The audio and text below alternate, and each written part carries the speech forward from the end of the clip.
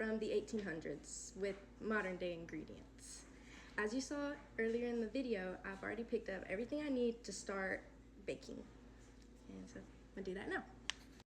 Okay, so the first thing I'm gonna do is I'm gonna go ahead and start preheating my oven so that it'll be ready when I'm ready to put the cake in. The first thing that I'm gonna need to do is peel and chop the apples. I forgot the apples. Who is that?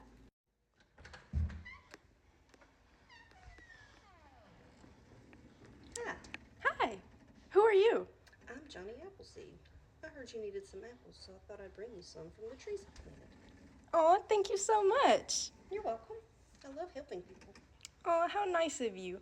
Have a nice day. You too. Wow, how convenient.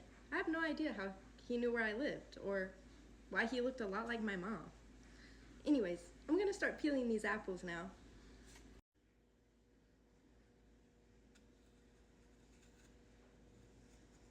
Now that I have the apples peeled, I'm gonna start chopping them.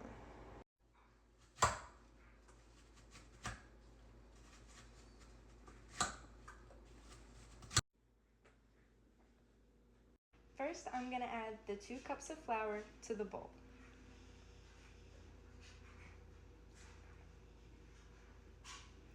Next, I'm going to add the 1.5 teaspoon of cinnamon. Then I'll be adding a teaspoon of ground nutmeg. Then half a teaspoon of salt. And then another half teaspoon of baking soda. Next, I'm going to mix all the dry ingredients.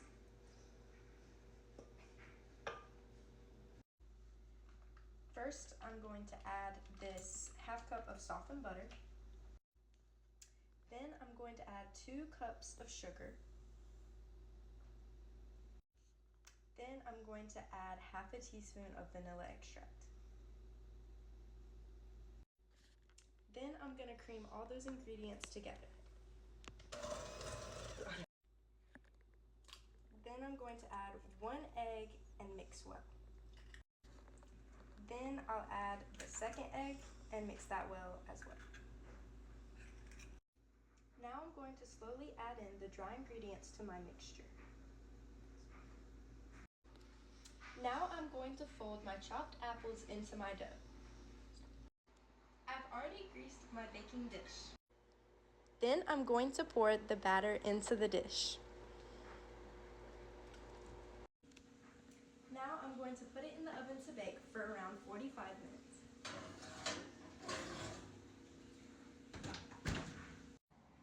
Now that the cake is baking, I'm going to share some facts that I learned during this project. About Johnny Appleseed. He was born in 1774 in Massachusetts.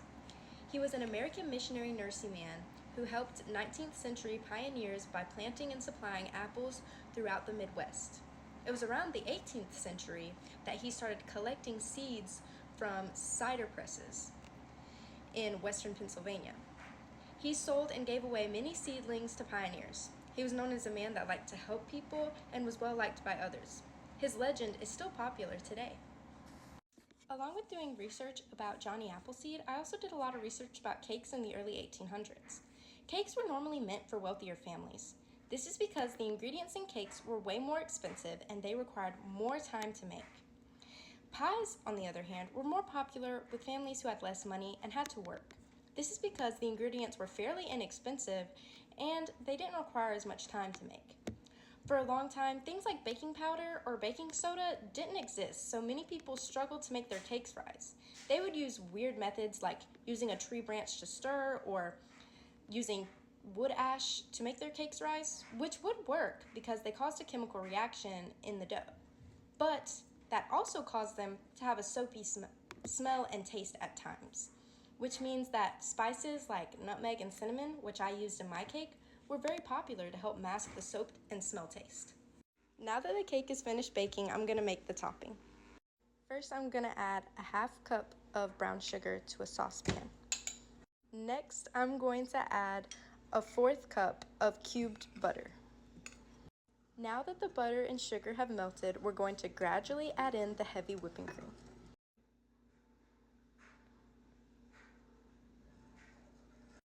The mixture needs to come to a slow boil.